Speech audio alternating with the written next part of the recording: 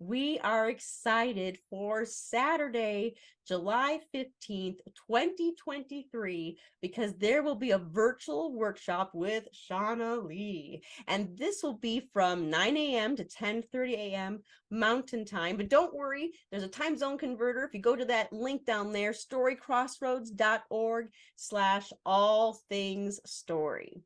But we want to hear from Shonaleigh. Now, what is really amazing, this is a workshop called Treasures of the Tradition. And she definitely understands tradition because of being a Ritzilla. Now, tell us more of what that even means, Shonaleigh.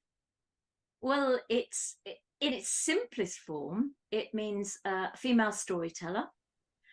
And in its more complex form, it's a specific type of storytelling that's been passed down from grandmother to granddaughter over many generations. We can trace it back in my family at least 500 years. And you learn a series of techniques on how to work with narrative. There's a great saying, why did God create people? Because he loves a good story. And you learn these techniques, but you also learn cycles of stories, lots and lots of stories, and you start learning when you're 4. And I don't think you ever stop learning. And you said you start learning when you're age 4. So 4-year-old you, tell us about how that was, that being approached to do something like this. I mean, well, you don't actually realize you're learning anything, because like all good teaching techniques, you think you're playing, because play, as we know, is the best way of learning. So it's a series to start with when you're 4 of games. You're playing games, you're playing with words, you're playing with imagery, you're playing with ideas. And it's all going into what my Bubby used to call your back brain. And then you start to learn the Midrash techniques when you're about 6 or 7. So for the first sort of few years, you're playing. You're just playing games.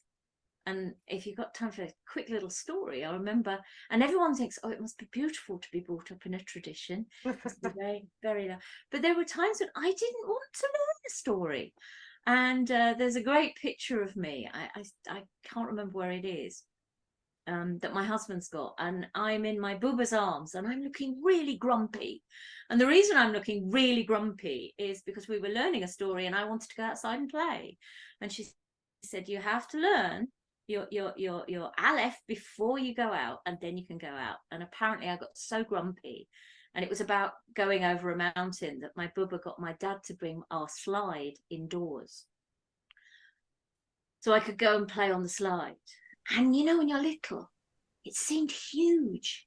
And when I went back and looked at it when I was much older, it wasn't that big at all, but it became quite a mythic moment for me.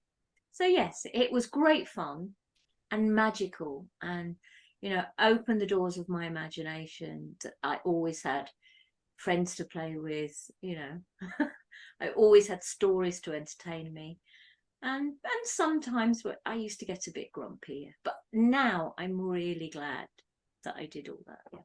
Well, yes, there's the Shonaleigh now of today, and we're excited to learn from you. And you mentioned, to me at least, that there are going to be 2 kinds of midrash. Now, is there a certain name for that? Or I know you might want to save it for Saturday, but is there any hint or teaser you can give us about what you'll be sharing?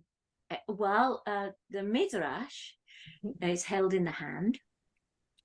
And there's actually, not to daunt you, but there's 280 midrash exercises. Oh, only 280? Oh. 280, all held in your hand. But I'll tell you a little bit more about that on Sunday. But we're going to be looking at a couple of them. And they look at, and midrash just means to unpeel, to see what is hidden in plain sight. And so I'll be looking and thinking about story and what is already there if we ask the right questions, to see what's there, what we can work with. So that's what we're going to be looking at. And my bubba always used to say, some people say about a story, how did the story begin?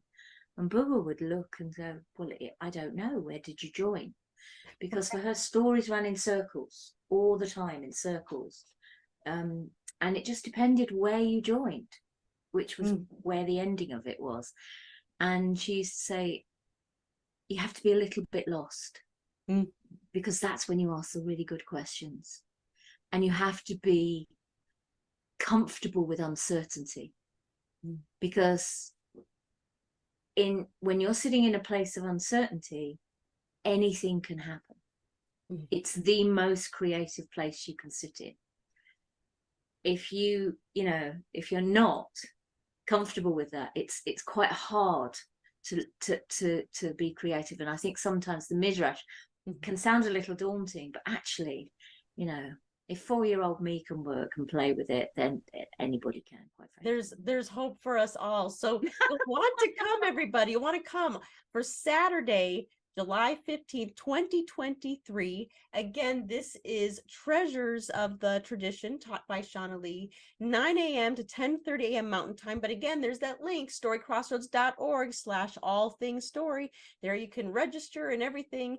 And if for some crazy reason you can't make it at exactly that time, it is being recorded. You could still get it that way, but I'll tell you, you're going to try to want to be there virtual live if you can. So until we tell again,